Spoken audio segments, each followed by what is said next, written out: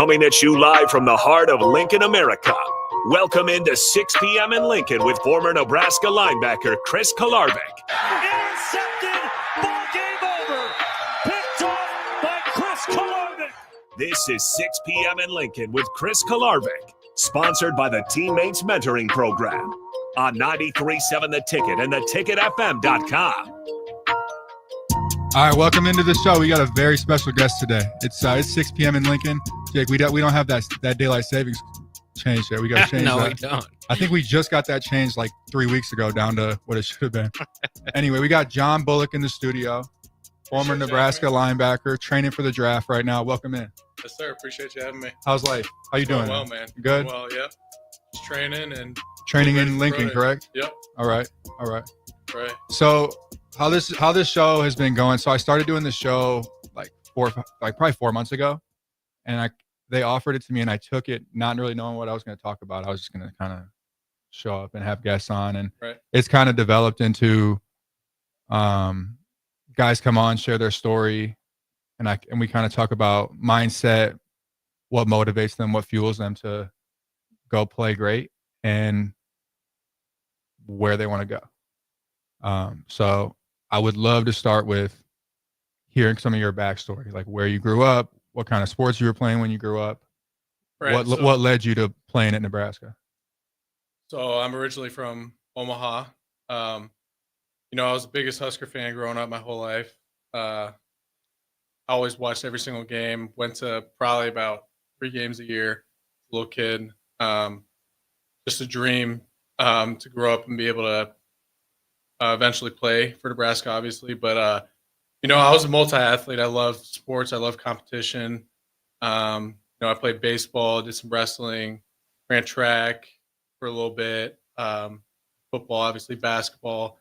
I did just about every single sport that you could possibly think of growing up. And then in high school, just did wrestling, baseball, and football for the most part. And, I've just always really loved competing. I've just turned in high school towards my senior year. I thought I was always going to play baseball, but I had a really good senior year football wise, and I started getting some looks. And I only got up to a walk-on offer from a lot of places, but eventually I couldn't turn down the offer to go to Nebraska, walk on in Nebraska. Just always my dream, to play for the Huskers, and that's eventually what I did, and I couldn't turn it down. And when you grow up here, that's that's the dream. Yeah, it's big time. And everybody that you grew up with, all your family gets to watch you play. Right. Yep. Yeah. So that was the biggest thing for me. So did you get baseball offers? Baseball looked at a little bit, like more D2 though. It wasn't anything crazy. Yeah. I wasn't. I'd actually quit baseball my senior year to run track. Otherwise, I probably would have gotten some more looks. But it's hard to turn that Nebraska one down. Yeah, it is. Especially if you're from here, and there's diehards that live here. It's crazy. Diehards. The fan base here is unbelievable. Yeah, shout out to Husker Nation. Yep, shout them out for sure. You pretty much played every sport. Yeah, you were just out there balling every single sport. Love to compete in Omaha, right? Yep. Okay. Yeah. And your little brother played for me as well. Playing every sport too. Oh yeah, he played everything. He was better at basketball though than I was, so he was. He's a little taller. He's got a little more length to him. Yeah. So he's your little brother is like one of the better blockers I've seen at receiver. Yeah. No, he's physical. He's not afraid to stick his nose in there. Yeah. He'll do the dirty work. Somebody's got to do it. Somebody's got to do it. No block, no rock. Yeah, exactly. Yeah. So you decide I'm going to go to Nebraska and walk on. What was the next year for you, transitioning from high school into college? Actually, it was pretty tough for me. I think it is for a lot of guys. Yeah, it was really for me tough. for sure. Yeah, it kind of hit me like a brick wall just out of nowhere. It's kind of something I wasn't expecting. You're on your own for once, you're away from home, not with your family. So it was a hard time adjusting just to the amount of dedication and motivation you have to have in order to do it on your own, because there's not a lot of people that have your back when you go to college. Facts. So at least at first too, until you start developing some relationships with guys at first, especially when you didn't come with anybody. Yeah. That first 4 or 5 months when you're trying to feel out like, who am I going to be close with? Who's going to be kind of like who I motivate myself with, who I spend Right. time with. Right. You do kind of Exactly. feel like you're on an island. Yeah, and that's kind of how I was. I struggled a little bit, and then eventually kind of slowly rolled into it and kind of found my rhythm a little bit. And but yeah, the first year for me, my freshman year definitely was a struggle, I would For say. sure. Yeah, it just What do you think? How do you think that transition happened where you started finding the motivation and you started kind of finding your groove? yeah, I think it just took a really deep look into myself. I just had to look myself in the mirror, Yeah, kind of because I wasn't happy with who I was freshman year. I was kind of not who I am. I just wasn't my identity. I hadn't found my identity. for sure. Um, so yeah, just I think after my freshman year, I kind of rolled into that and kind of looked myself in the mirror and was just like, I can't be this person like in order to be a D1 football player. Um, so yeah, I really started to turn things around, and everything in my life started to get better from there. That's interesting that you bring up the identity thing. Because I think as I've been transitioning out of football, that's been something I've been struggling with. I think a Right. lot of guys struggle with. What do you think when you looked yourself in the mirror and figured out who you are and what you're here to do? What was that like? What was your self-talk like? What were you thinking? Yeah, I know. It was just more of like I'm just trying to get a little bit better every day. There's one thing I'm going to pick on to work on every single day. Yeah, And so I would pick one thing every single day to work on, and I would do that until I felt like I was up to my standard of that at that level of what I was trying to focus on. And then I move on to the next thing, and then the next thing, and then eventually I just felt like I was a much better person. I felt happier because of it. Um, so yeah, I just like more fulfilled. yeah, And you kind of exactly. made a decision that, hey, I want to be great at this. Like, Right. this is where I'm putting my attention. Yep. It's not elsewhere. Yep. Exactly. This is my main focus. Yeah. And it paid off too. Yeah. It did. I would say it did. Yeah. All right. So after a year, you kind of find your groove. And I remember because we played nickel in the same room Yep. for a year. That Yep. would have been was that year 3 for you? Let's see. That'd have Either been year 2 or 3. What year was it? 2022. Yeah, it would have been year 3 then. Yeah. So you graduated high school in 19? 19. Yep. 19. Yep. Yeah. That's crazy. That was So a you long time played, ago. did you, when you got to Nebraska, what position were you playing? So originally I was like an outside linebacker role, kind of like I was with Garrett Nelson and Caleb Tanner. Oh, really? You Yeah, were on the D line. yeah, Oh, I basically. didn't know that actually. And I was really small. Because and I was like, remember them saying like the year before I got there, they were really thin at that, like on the D line. yeah, yeah. That makes sense. Yep. And well, because like the way we played our outside linebacker, right, it was still like we still could drop him back and play him like a linebacker kind of. Right. Also, Kind of they in the played- flat drop. Right. Yeah. They played on the line too. And after the first year, I think they realized like, yeah, we got to move in position. So then I moved to nickel after that. Yeah. And then I think that's when me and you were together. Yeah. Well, so that year. what were you playing in high school? I was like an outside linebacker role, but it was more like it was I can't even like more like a rover kind of type. Like Yeah. But like we would play it outside instead of kind of in the middle where the rovers usually play. Right. So yeah, I played more outside. Yeah, those but high school defenses are a little different. yeah, they're a little weird. They're kinda- not your typical defense. a little mangled, like yeah. a little bit Right. So yeah, atypical. it was technically an outside linebacker, but I'm not the size for an outside linebacker, so I don't Right. really like to call it that. But yeah. So that transition to nickel was pretty comtemple for you. 'Cause Yeah, you, yeah. You For the had most played part. DB. Right. Yeah. Just playing outside of the box. Like I still like being down, but I like playing outside of the box a little bit. Just like Right. I like playing better in space better. I feel like I play well in space. Yeah. So I really liked it. Yeah. If any NFL scouts are watching, plays well in space. Yeah. But then eventually I transitioned to middle linebacker, Gotcha. and then I enjoyed that playing in the box. a Yeah. little bit. How did that transition go for you from nickel to inside? Because I went the opposite. I went from inside to to nickel. nickel. Yeah, right. What was going inside like for you? Because obviously you have to be more physical and take on pulling guards Yeah, and tackles. right. So my freshman and sophomore year, actually, I played inside in high school. So I was kind of used to it a little bit, but my friend like definitely transitioning in my first year to middle linebacker in college was a little interesting because I hadn't played it in 5-6 years. So, but I always liked to hit. I like being physical. I like being able to read what the guard's doing and what the running back's doing. And so it was a tough transition at first, but I think I caught on pretty quickly. For sure. In that first year playing inside linebacker, I didn't think I played my best just because I thought I had more potential in me, and I only had been doing it for Right. 6 months or Yeah, whatever. you get. I mean, year 2 is usually when you see. Yeah. So I real started results. seeing it a Yeah. lot better this year. Things slow down a lot. Like right. it slows. Like the first year you do a position, or like your freshman year of college, or your first year doing a position. Yeah. Things move so fast. Oh, Like, yeah. It's like everything is just one big blur. It feels like. Yeah. And then you see something a dozen, 2 dozen, 100 times, and it's like things are much slower. Right. Yep. I'd agree. And the thing is, it was weird because like I already knew a lot about football at that time when I did it, but I hadn't played in the box. So it was just like different for me. It was just a different kind of role, and like just seeing it differently from that. How did you? Outside. Because I remember I didn't really play inside backer in high school, so when I got to college and they put me at will at Northern Iowa, I had to figure that out too. And I spent a lot of time just like watching the box on film. Yeah. And like training my eyes. How did Right. you approach training your eyes? Was it like mental reps? What kind of things were you doing? Yeah, well, a lot of it was film, dude. Honestly, I would in the off season this year, I think I spent like at least 2 to 3 hours a day just watching whether it was play action, whether it was stretch, whether it was counter, power, just zone. I And mean, basically just training your eyes to see yeah, it. exactly. Just like being able to react to it and go.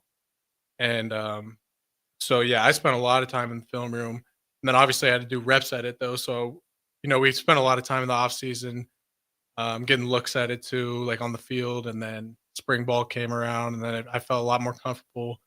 And fall camp came around, and I felt even more comfortable. So, Sure. But yeah, I think for me, just the amount of film that I watched in the last off season is what really like helped me out. For sure. Yeah. Yeah, it just trains your eyes better. Yep, for Yep. sure. Playing and you get to kind of take charge out there. Yep. Make the calls, make the checks. Yep. Was And that a tough adjustment, having to make all the checks? a little bit at first, yeah, but as long as you're confident in what you Right. call, like, And you're good with speaking and naturally a leader. So right. So it's not it wasn't a huge like knock. I mean, at first kind of getting into it and just being like, oh yeah, I got to make that call before I read my keys and look what I need to look for.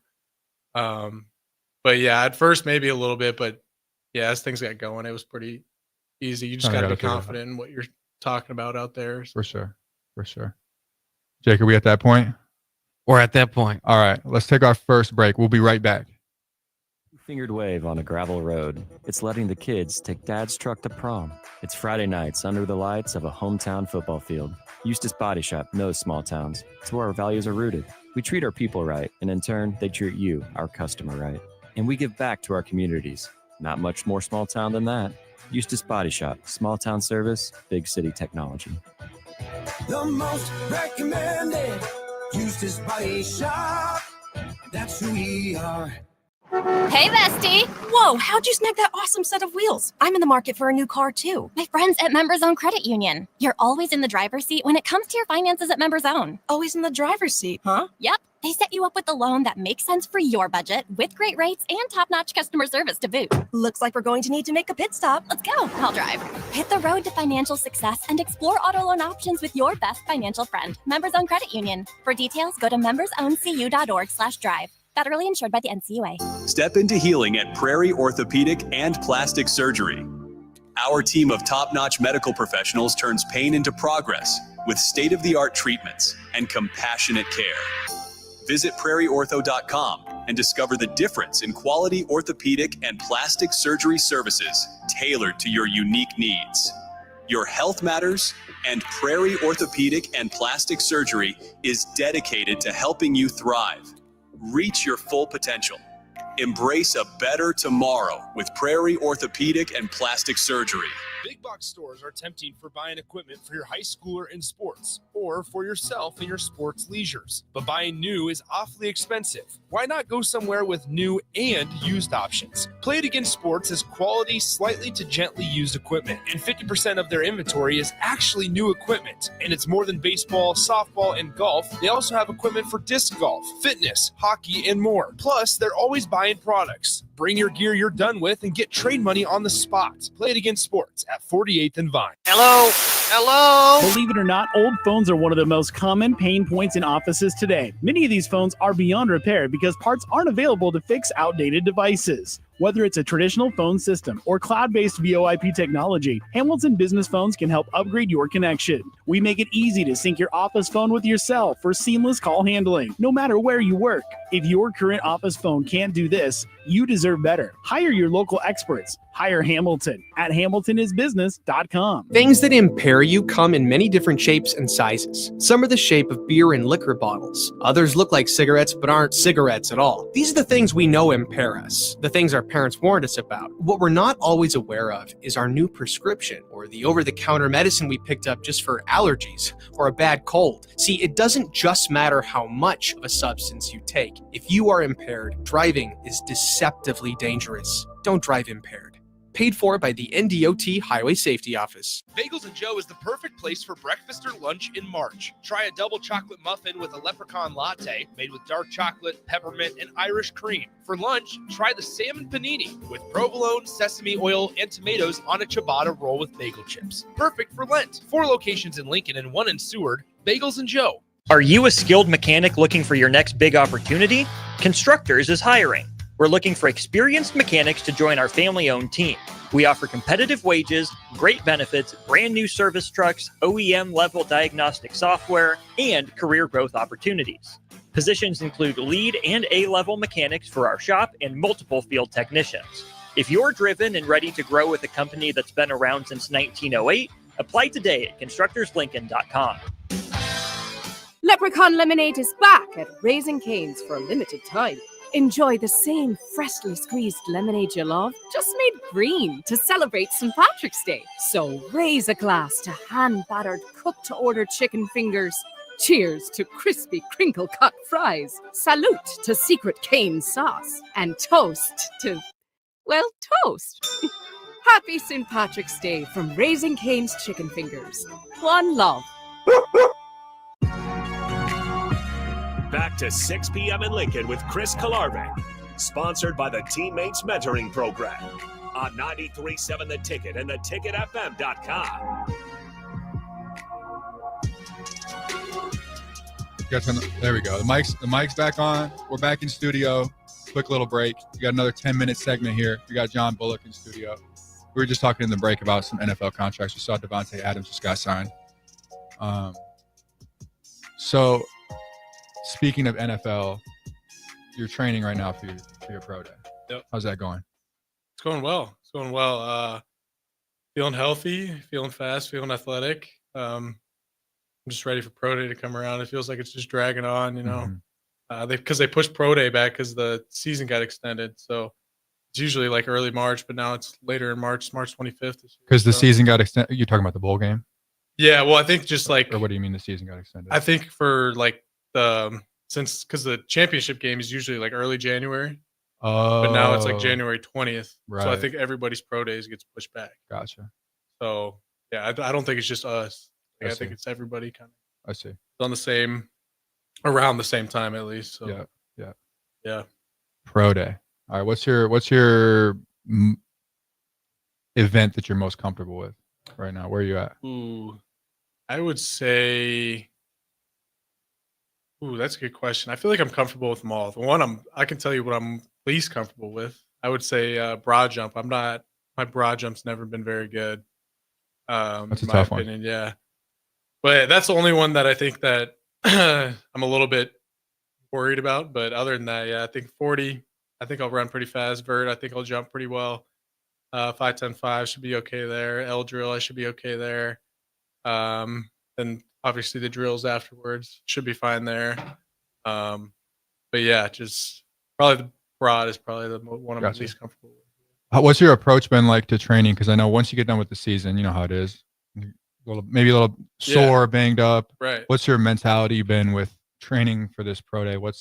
And transitioning from the season? Yeah. So like for the first month after the season, like my main focus was just get healthy before I even start doing anything. Because if you try to jump right into anything right away, like it's not going to go over well for you. You can tweak something again, or just you're never going to feel great while training. You never get your real numbers. So Like Yeah. kind of eased into it. Yeah, so, like, smart. you know, I And you have took some one of time the best off. trainers in the country, Chris Right, Slatt. exactly. Shout out Chris. Yeah, Shout out exactly. Slatt. Coming on the show next week, Slatt. actually. Is he really? Yep. That's dope. That's awesome. But yeah, just you got to take that time off. I mean, And it's kind of, I remember doing this 2 years ago in this like period of training, and it's not the most intense training by any means. Yeah. It's not like right. it's not No. like you're in college where you're training these 2-hour long, like very grueling workouts. Right. It's like No. it's getting your body healthy first. Yep. And then you have a couple hard workouts a week. And then a lot of the day you're resting, recovering, eating. You're just trying to get explosive, you know. Yeah, I'm not in any shape to play a game Right. now It's at all. that it's a really different type of training. Yeah. Yeah. It's very just get explosive and get fast and because you don't have to go for, I mean, the pro No. day, it's short. It's Yeah. like it doesn't take that long. you got to And be you in shape do to run 240s. 240s, and then the drills are like Exactly. you do drills for like literally 20-30 minutes. Like Yeah. it was shorter than I thought it was going to be. Yeah. So you don't have to be in. No, yeah, I any- remember watching it and it didn't seem No, it's not. too grueling at all. So. Especially the drills after. Yeah, it's nothing crazy. By no means. Yeah, the explosiveness is the key though. Yeah. That explosiveness, because I mean you're not running any more than 40 yards, and No. like the 40 is all just explosiveness. Right. Once you get to start rolling. Yep. It's technique and just Technique. explosiveness. That's all you need really for pro day. I mean, For sure. for those drills, it's just comes out of technique and athleticism. So how do you feel like your training is different in comparison? Where if you're training for a season versus the pro day, how are your workouts adjusted? How would you adjust your workouts? If I'm in season, Yeah, if you're in season. it's just a lot more volume, I'd Yeah. say, just during the season. Well, I mean, yeah, it depends. I mean, you're obviously banged up in the season too, so you can't do too much volume. But for me during the season, like it's a lot of lighter weights and just a lot of movement. Mm-hmm. Like keeping the blood flow. Yeah, exactly. Making sure your muscles are activated. Yep. Yeah. But it's all the same list you do in the off season. It's just obviously a lot less weight because you're taking a lot of hits on your body. Your back can be messed up, your knees, your ankles. Right. You know, you just want to get that lighter weight, even like stretching or just any sort of movement towards the areas that are injured is really the biggest key. It's hard to get stronger during the season. You know, you're not going to see a lot of improvements during the season. No. But yeah, I think that's a good point with the movement thing, because what I noticed through my injuries is like a lot of the conventional wisdom is to like rest and ice, but I never felt like that helped. No. Like the thing that helped me the most was honestly walking Yep. or biking or just moving that whatever was sore, just blood flow. Yeah, that's what my dad always tells me. He's like, don't rest, don't do anything, just go in there, go on the bike, just get some blood flow into that area. That's like, especially if you have a sore, injured area, you want to get blood flow there. A lot of people think you want to rest it. Mm-hmm. I mean, you do need to rest it too, but to a certain extent. Yeah, exactly. But you want to get blood flow to that. But even area, icing, really. I found icing, and I know there's some studies that have come out recently about icing, that Yeah. icing is not necessarily as beneficial as the people used to think it was. No. I mean, it gets swelling down, but that's like the first initial swelling. right. But then even swelling is your body sending blood Yeah, and you need to that the blood, area yeah, to heal it. to So if heal you're it. cutting off that swelling, Right. you might not be helping yourself. Exactly. I never found icing was super beneficial, but the movement, No. just consistently moving that. Because I remember I had a few really bad foot injuries, and this is kind of where I had to learn this stuff the hard way. Yeah. Where at first, conventional wisdom, ice, rest, don't do anything. Right. And it really wasn't working. Like my Mhm. foot was not getting better. And then I started doing some research on it on my own and like playing around with it. And the more I would move it, and if I could just consistently move it like 30 minutes, an hour, progressively more every day, Right. it would get better. Yep. I remember I saw JJ Watt talking about his back injury. Mhm. And right after his back injury, he said he would just walk like a mile or two a day, just because that was the only thing he was able to do. Yeah. But just that movement helped him heal a lot. Yeah. No, I have knee tendonitis still all the time, and like, so I got to move it around like every day. Like after a Right. workout or something, I have to do sort of ISO or just some sort of movement to that area, because otherwise, once I wake up next morning, it's not going to be Brutal. better. Yeah. So rest for me, it does not. Does not work. Yeah, the quad extensions or anything like that Yep. with the knees. Yeah, Yep. that helps a lot. Yep. That tendonitis. Yep. Just that what I'd be movement. doing, yep. So you talked about your dad. Was your dad an athlete? He was. He played football and baseball at Midland in Midland. Fremont. Okay, hell yeah. Yeah, so it's NAIA school. Yep. So nothing crazy, but he was a good athlete. So he played growing 2 up. sports in college. He did. That's yeah. impressive. That's hard to do. Yeah, he was a quarterback, and then I think he holds like the home run record there, or maybe it just Wow. got broken. So he was him over at Midland. He was was, yeah. him. He was the He was a home good run athlete, record holder and quarterback. Like he Yep. was the guy. Yep. Yep. But yeah, he was a good athlete growing up for sure. For sure. And he tries to. So he stays in my life all the time still. I mean, we talk to each other about every single day, and he'll just give me little tidbits to do. And he's a smart dude, and yeah, we stay in touch all the time. Yeah, that's helpful to have. Yeah, for sure. definitely is. He's excited about the pro day and everything. Oh He's yeah, gonna come watch. he's I bet asking me pumped. about it every I'm single sure day, he's yeah. asking you all kinds of questions. Yeah, he's pumped for it though. Yeah, yeah. Ready to see what I can do. So it's a little bit of a family thing. How was it playing with your brother? Yeah, I mean it's a dream come true. I mean, not a lot of people get that opportunity, you know. No, not many. Play D1, but also get to play D1 with your brother. Yeah. I mean, it's sweet. And yeah, I sweet guess feeling. when we talked about it earlier in the show, having people around Yeah. to help motivate you, to help make you feel like you're at Yeah, home. exactly. Having Yeah. a brother around is really helpful. Yeah, it definitely helped a lot. And we motivated each other. I mean, we both wanted to be better than each other, so we always pushed each other. Right. But yeah, it's unreal feeling. Like looking back at it, I will never take that for granted because we're both walk-ons, and then we both ended up earning scholarships too. So I mean, it's just a cool feeling and a moment I'll never forget for sure. Yeah. Definitely. Yeah, that's something you tell the kids about. Oh yeah, for sure. Yeah, for sure. Yeah. So how's your little brother doing with football right now? Where's he at? Yeah, so he's actually done with Nebraska. He's just finishing up school here. Yep. And then he's probably going to transfer after the spring. Okay. He doesn't know exactly where for sure, but like a South Dakota State or something like that. Okay.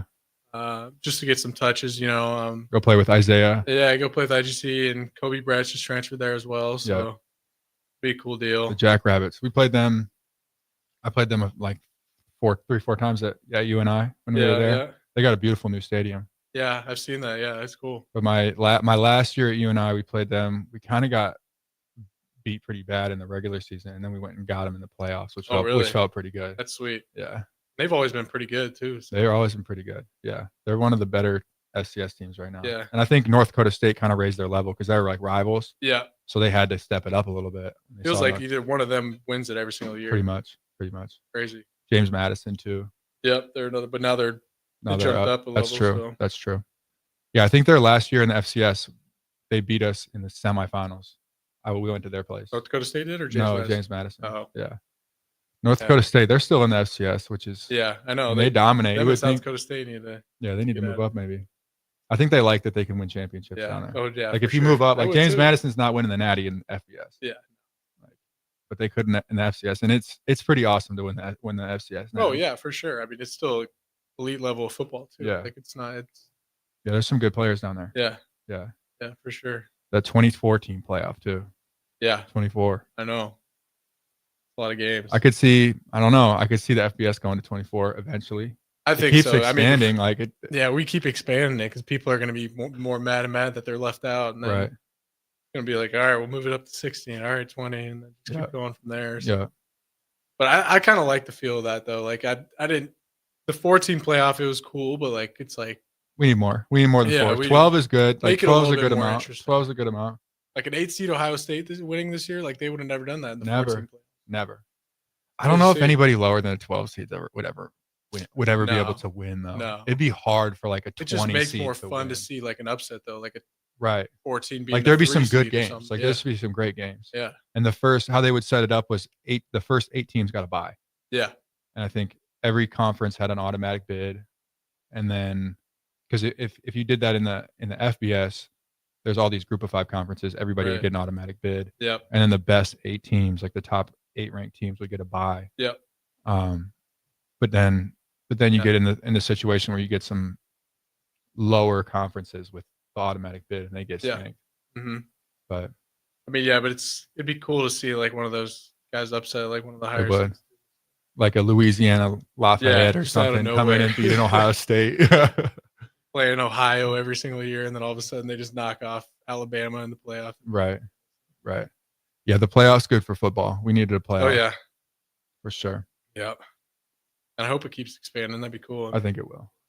The money's there. Yeah. It's all about the money these days. I know. That's all it is. Turned into the NFL. Literally. An entertainment business. Pretty much.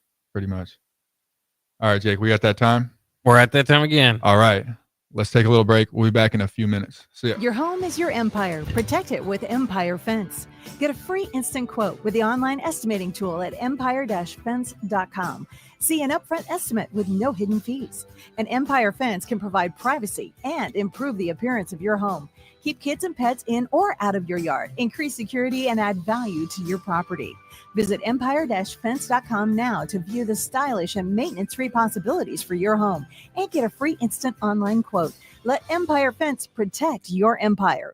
It may not feel like it, but planting season is on its way, and now's the time to upgrade your equipment with a late model John Deere planter from Acres Equipment. Acres has an entire lineup of John Deere planters equipped with the latest technology to ensure planting accuracy throughout your field. And to get you up and going, each planter purchased from Acres includes in-field startup support from one of our Precision Ag professionals. Warmer weather is coming soon, so don't delay. Visit your local Acres for details. Offer expires April 30th, 2025. Leprechaun Lemonade is back at Raising Cane's for a limited time. Enjoy the same freshly squeezed lemonade you love, just made green to celebrate St. Patrick's Day. So raise a glass to hand-battered, cooked-to-order chicken fingers. Cheers to crispy crinkle-cut fries. Salute to Secret Cane sauce. And toast to, well, toast. Happy St. Patrick's Day from Raising Cane's Chicken Fingers. One love. Ticket listeners know a dream team when they see one. At Applied Connective, we've been in the game for 20 years and have developed a team of world-class leaders in all things IT. From cybersecurity and Microsoft products to physical security, audio-video, infrastructure, business phone systems, and anything in between, we'll help you leverage technology to become your most secure, efficient, and profitable. Head to our website to check out real reviews and testimonials and sign up for a free tech consultation. We can show you where you might be vulnerable, inefficient, or overspending. It's a game changer, and it's totally free. Claim yours right now at appliedconnective.com. Perch Merch is your one-stop shop for all your printing and promotional needs in Lincoln, Nebraska. They specialize in screen printing, embroidery, vehicle wraps, window wraps, print collateral, promotional products, and signage. At Perch Merch, they are committed to delivering high-quality products and exceptional customer service. Their experienced team of designers and printing professionals will work with you every step of the way to ensure that your vision is realized. Call for a quote today at 402-217-5212 or go to perch-merch.com. Shopping for new flooring is different today. Getting your questions answered, making the right selection, getting the best value, and installed quickly and professionally. Visit ostreetcarpet.com or shop our store. We'll answer all your questions and help you make the right choice. You'll be enjoying your new floor in just days for less than you'd pay elsewhere. Carpet, vinyl, wood, laminate, tile, and area rugs. We've got it all. O Street Carpet. 1732 O Street. Family owned and operated. Always the best value. Are you a skilled mechanic looking for your next big opportunity? Constructors is hiring. We're looking for experienced mechanics to join our family-owned team. We offer competitive wages, great benefits, brand new service trucks, OEM-level diagnostic software, and career growth opportunities. Positions include lead and A-level mechanics for our shop and multiple field technicians. If you're driven and ready to grow with a company that's been around since 1908, apply today at constructorslincoln.com. Hi everyone, Kendall Warnock, A1 Automotive in downtown Lincoln. The last few years have been wild, but we've been here for you through all the ups and downs, and we'll be here for you when you need us the most, for all your travels and for your day-to-day driving. With winter conditions causing problems all over town, the last thing anyone needs this year is constant car troubles. Let us help you drive in peace and make sure you drive to work and to winter destinations safe. A1 Automotive, 11th and L Street downtown, always honest answers. Hello. Hello? Believe it or not, old phones are one of the most common pain points in offices today. Many of these phones are beyond repair because parts aren't available to fix outdated devices. Whether it's a traditional phone system or cloud-based VoIP technology, Hamilton Business Phones can help upgrade your connection. We make it easy to sync your office phone with your cell for seamless call handling, no matter where you work. If your current office phone can't do this, you deserve better. Hire your local experts. Hire Hamilton at hamiltonisbusiness.com. Discover the difference that expertise and experience can make in your real estate journey with Next Ag Appraisal and Realty. Whether you need an appraisal, sales, or farm management, Next Ag comes up with a solution with your legacy and goals in mind. Next Ag isn't just their name, it's your future. So why wait? Visit their website today at www.nextagrealestate.com or give them a call at 402-380-0432 and turn your dreams into reality. Your land, your legacy, their solutions. Next Ag Appraisal and Realty. When you need a new water heater, nothing beats the ProLine family of water heaters from A.O. Smith. ProLine models are built using commercial-grade components, meaning they're built to help you tackle your toughest days. No matter if you need a gas or electric model, A.O. Smith has a ProLine unit for you. A.O. Smith, innovation has a name. Call Greens at 402-467-4444 for a great deal on a water heater today. Again, that's 402-467-4444. Back to 6 p.m. in Lincoln with Chris Kolarevic. Sponsored by the Teammates Mentoring Program on 93.7 The Ticket and theticketfm.com. All right, we're back. We got the music on. We got Jake in studio. We got John Bullock in studio. We got my intern Brehan in studio. It's packed in here. We're talking football. We're talking John Bullock's career. We talked a little over break about. I think it's worth talking about on air. How have you approached as your career kind of developed? And you have to, when you play linebacker, you have to be bigger. You have to be a large human. How have you approached your diet? How have you approached that in congruence with your training? Yeah, still got to eat a lot, obviously, because you got to be able to keep that weight. But you have to be able to keep that weight while also putting up good numbers and still being athletic, still being explosive. But yeah, it's hard because now I've learned that I got to actually go and buy my food now instead of getting free food all the training time. table. So, yeah, exactly. So just trying to keep cheap meals, chicken and rice, spaghetti, just the cheapo stuff with tuna mac and cheese. I love doing that too. Tuna mac and cheese. Yeah, some sandwiches, just Yeah. keeping it cheap. But yeah, you still got to eat a lot in a day. I mean, I probably eat at least 4 to 5 meals a day. So pretty big meals too. So, I mean, but yeah, you got to be able to still keep a healthy diet because you want that to go towards muscle and carbs and just energy. And Did you ever go through a phase where you tracked it? Like you tracked your macros and your calories and everything? Yeah, like I would kind of do it, but I wouldn't like strictly like I would read off the label and be like, see what was in it and kind of like make an estimated guess. Yeah. Like it was never like I know exactly how much I'm putting in my body. It was more of like, okay, I know this is too much. Like I'll stay back on that, or like I'll eat more of that because I need that. Like more of a kind of a guesstimate. I need to get to, I don't know, 3,000 calories or something, or 3,500 calories, and I would be able to track that and be like, okay, this has this much protein, this much fat, this much carbs. Just go off of that basically. I wouldn't. Yeah. It's sometimes hard to stay consistent with eating that much food every day. Oh yeah. Because it kind of is exhausting at times. Yeah. I always found. Yeah, especially when I was like younger, like towards my earlier years in college, like I realized I had to eat a lot more to. Yeah, because your metabolism is so high. Metabolism is so much higher. Yeah. Now it's slowed down a little bit. I mean, it's still high, but right. Especially with how much you're training. Yeah, but it's slowed down a lot. So it's a little bit easier to maintain. I don't have to like feel like I'm throwing up every time I'm eating. Yeah. Now, but yeah, you definitely still got to eat a lot of literally food. That's literally what it feels like. Yeah. And you got to lay down on the couch after you eat. Yeah. You can't move. It feels like you're at a food coma every single time. Like every hour of every day. Every day's Thanksgiving, bro. It's just literally. Have you ever dealt with any injuries when you were playing? Yeah, so I sprained my MCL, I think it was my sophomore year. In one of the practices. I think it was towards the end of the season, I think, or middle of the season, I think.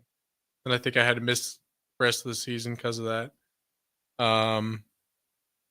and then I tore my hamstring. And That's a rough one. Yeah, I think it was when was that? 2021. Gotcha. Yeah, 2021 fall camp. It was like the first week. I was sore as shit one day, and then all of a sudden, I thought I stretched enough for it, and then, obviously not. I went out and like the first thing we did is like for sprint full speed and like a kickoff drill, cover drill, and like you know how sometimes Duval would like be like, all right, no stretching, and then we'd like go out and like. Oh, I remember that. Yeah, so I only did my own stretching. I was just gonna rely on doing stretching and right more practice. Because you would think that we would do some sort of warm up. Yeah, and so we didn't. So I run out there and we're doing full speed kickoff drills and pop, and then all of a sudden I was out for like the first 4 weeks of it was 22 actually. Yeah, it was 22.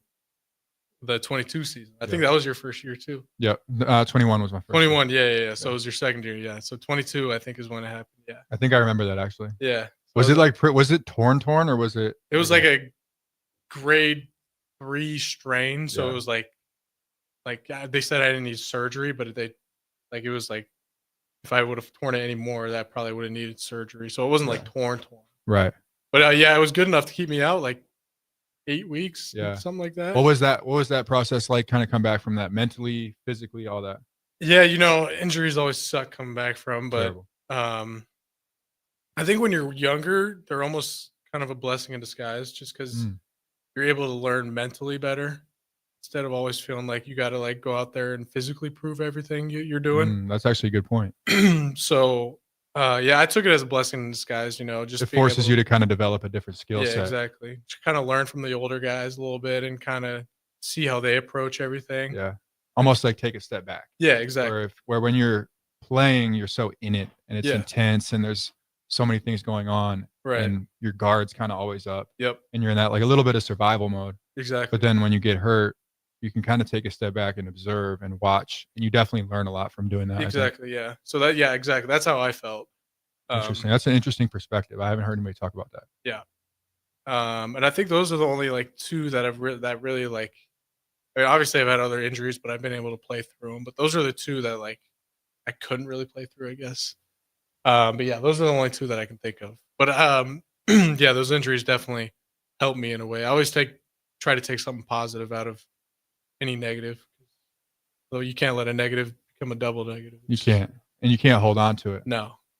So you gotta be able to look at the bright side of it. How do you do that? Like, do you have an example of a situation where this is tough? And I guess we talked about the injuries, but you have another example of you went through some sort of adversity or you went through something hard, but it turned out to be a good thing, or you reframed your perspective on it. Yeah, I think it's just my whole career at Nebraska. I've had one winning season at Nebraska. And it was the last one. Yeah, it was a winning season in the last game. Yeah, exactly. So I think just going back and looking at it and like just seeing kind of how it unfolded. Like obviously it didn't go well, like for the most part. Like, but there's always good you can take out of it. I mean, just the people I met, have made me a better person. For sure. A lot of those people we met. Yeah. Yeah. Oh yeah. Like I would have never had the chance to meet them if I didn't play for Nebraska football. 100%. I wouldn't be the person I am. And it changes your whole outlook on the world when you meet certain people. Yeah, where they exactly. they have that presence to them, and when you come in contact with, and when you're in contact with those people on a regular basis every single day, right, it does force you to level up and become a better person because of it. And yeah, exactly. Those people, like the mindset they bring every single day, no matter what the outcome of our game was or the outcome of anything that happened, a coach being fired, something like that. Mm-hmm. Like just the mindset they brought, just be like, I'm gonna get better today, or I'm gonna be the same person I was yesterday, not because of a loss or because of this happening. Like it was 100%. just, I'm gonna be the same person. Like we're just gonna do the same thing. Yeah. Bring the same mindset. Like nothing's gonna change. We're here to get better, and it will happen eventually. That really is how the best of the best do it. Yeah. Is they keep showing up and doing the same thing every day, regardless of whether they won big or lost big. They're still doing the same routine every single day because they know that's what they do and that's their identity. Yeah. And we had a lot of guys like that too. A lot. And I think a lot of, for me, talking to guys that graduated with me or graduated around our time. Yeah. Those couple years where it was bad, because it Mhm. was those couple years, like especially 22, Yeah. it was rough. Right. And I think those years formed a lot of people. Oh, yeah. Where it kind of changed the way a lot of us viewed life Mhm. because of how challenging those situations were. Yeah. Because you think when you're watching college football when you're younger and you decide I'm going to go do this, you're thinking, oh, I'm going to go win games. I'm going to win a championship. Right. I'm going to go have a good time with my friends after the game. And like, Don't we're think going to win about a lot of everything games. else, yeah. And then you win one Big Ten game in a whole season. Yeah. And you have to go home and talk to your boys after the game. And, hey, well, how are we going to get this right? Like, what Yeah. are we doing here? Exactly. And it kind of changes. It really does force you to figure things out quicker, all those Mhm. losses. Yeah, because it's almost like, what are we doing wrong? Like, what am I Right. doing wrong? Like, what can we do to get better? But I mean, at the same time, you can't force it and work too hard to like. I don't know what I'm trying to say. Like, you can't. If you work too hard to like, if you think about it too much or like Mhm. work for it too much, it's only going to make things worse. So like at the same time, you have to have everybody on the same page with you. But yeah, that 22 season, yeah, that was wild. That was rough. That was wild. Yeah, it was. And I think those seasons are hard when you're losing a lot because that's when people really start not being on the same page because Yeah. everybody has something to say at that point. Yeah, exactly. That's what I mean. Like, you can't like. That's what I was trying to say. Yeah, yeah. You know what I was trying to say, but yeah. And then you get a coach leaves, new coach comes in, and really everybody's got an opinion on what we should do. Yeah. Not only on the team, but you got people. I remember I'd have people obviously on Twitter talking, or even like friends and family telling me like, "Hey, like what's going on? Like, why are Yeah. you guys? What's So like, everybody's freaking out. and It everybody's feels got an like the opinion world's on this ending. and that. Like, we should do this, and it's like, okay, Yeah. nobody's on the same page here. No. Yeah. No. That's how it felt so many times. At least for the first like 3 or 4 years here, that's how it felt. It was just like a disaster. Kinda Like, nothing spiraled. was like, yeah, it was just everything was spiraling. Nothing was organized. Like, it just felt like everything was out of control. We had like different cliques on the team and not like a culture Big time. necessarily. Big time. And but I think like now, I know you've been away for a couple of years, but I think the culture now is forming definitely better here than it was like ever in my earlier years. How did you see that shift? What was the shift? Like, was there anything you could put words to? I would say I mean, Coach Rule obviously was a huge part of it.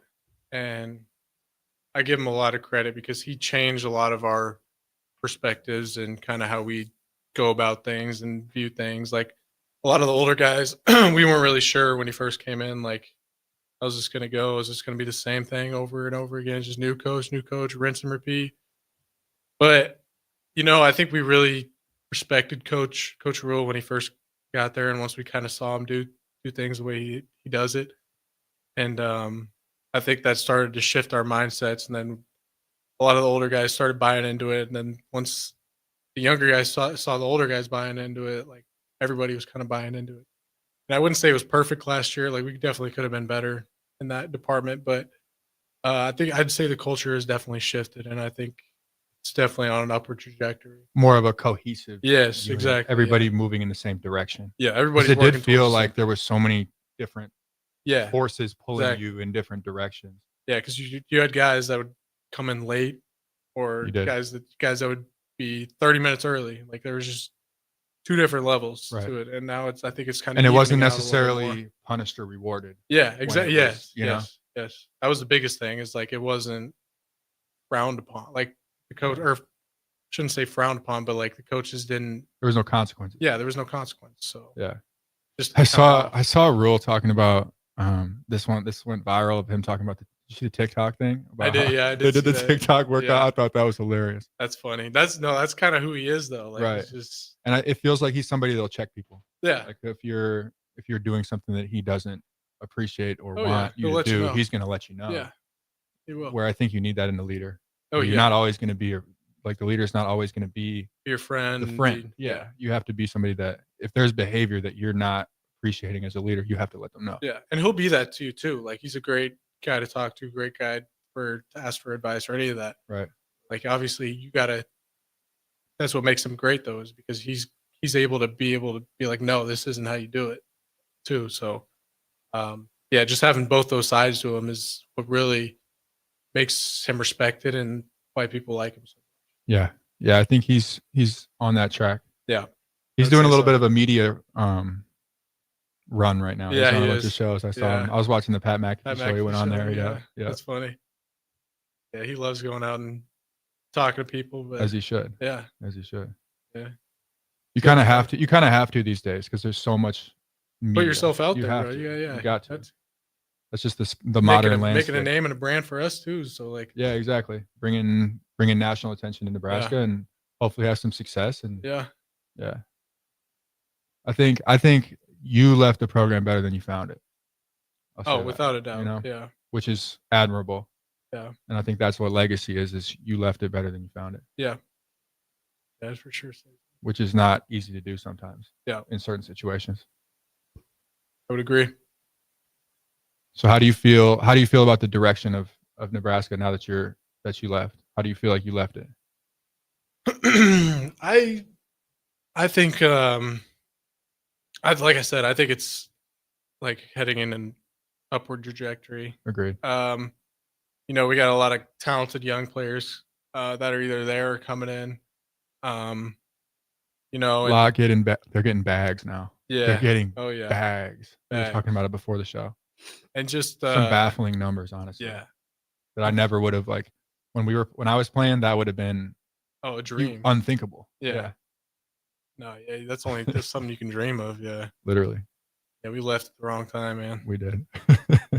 My last year was the first year of NIL, and they were throwing like a couple thousand here. Yeah, and there was nothing though. It was nothing. But it was the collective wasn't being thrown into it. It was just like you got to find stuff on your own. Right, like pennies compared to what they're literal exactly. pennies. But now there's like collectives that are like being like, hey, we'll give you this much. Yeah. And it's not like I'm happy. I'm honestly I'm happy for the guys, and I think it's deserved because if in any other industry, if you're in whatever real estate, you're one of the best 1% in your industry, you're going to be making a lot of money. A lot of money. And if you're one of the best football players in the country, or at a level where you're in one of the best programs in the country, you deserve to be making some money. Yeah, I agree. I definitely agree with that. You need to we should be making some money, but some of the money that I've heard people making is it's a little absurd. Yeah. It's like, maybe a little bit of overcompensation. What is an 18-year-old doing with that much? What are they doing? Crazy. Yeah, you never know too with kids how they're going to handle it either. No. I think that's a hard thing about handing out that much money is you don't know what that's going to do to their head. Yeah. Because I don't know what that would have done to my head when I was 18. Oh yeah, I'm making all this money. You have to be I think you have to have a very solid. If you're a kid coming up and you're making that much money at that young age, you have to have a very solid support system and a very solid identity. Right. Where you're very solid in who you are. Agreed, yeah. So that it doesn't mess with who you are. Because if you're making all that money, it's probably a lot harder if you don't know who you are and you don't have that identity and you don't have that support system with you to keep working hard every single day and showing up early and doing weights and doing extra stuff on your own. It's hard to do. Yeah, I don't know if I would have survived with making that much money, especially as a younger me. Yeah, that would have been a mess. I'm kind of glad I didn't make that money. Definitely could have been. Kind of shaped me. Yeah, a little bit. And the being broke. Yeah, being broke lifestyle. Yeah. Yeah. No. It forces you to kind of hustle a little different. Yeah, a little bit. Yeah. Develop some different skills, maybe. Yeah. So heading into this pro day, finished up in Nebraska. How has your mentality shifted over the last 3-4 years? Because you came in, where's your, I guess, with all these losses and with all these struggles that we went through as a program, how has that shifted you personally? How has that shaped your mindset?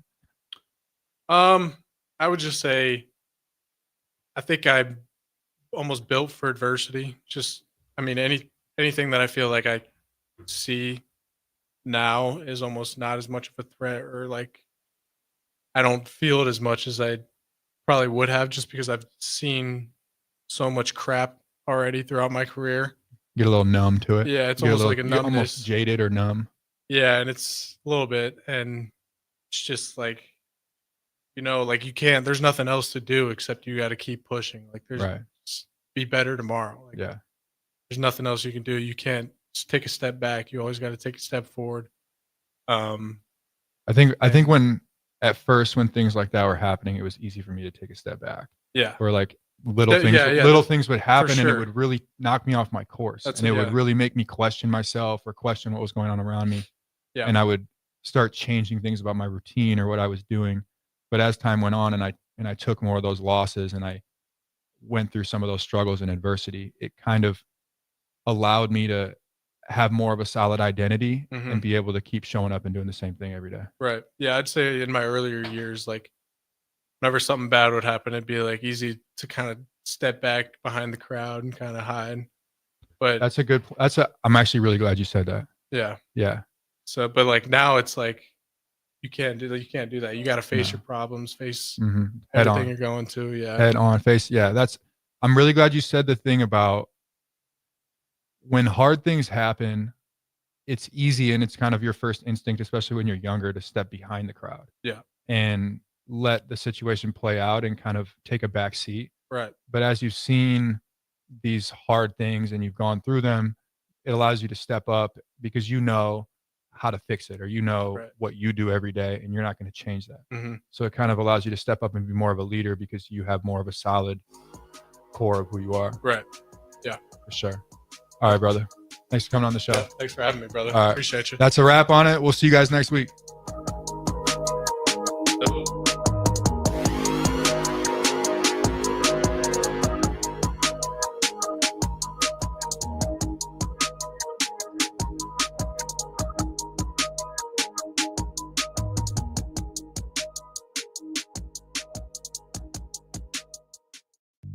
I'm Karen Carr. I've been a realtor for 31 years. When I made a company change 12 years ago, I chose Lincoln First Realty, now NP Dodge. It's the oldest independently owned realty company in the country.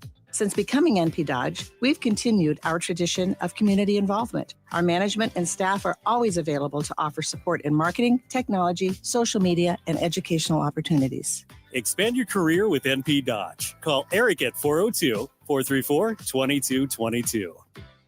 It may not feel like it, but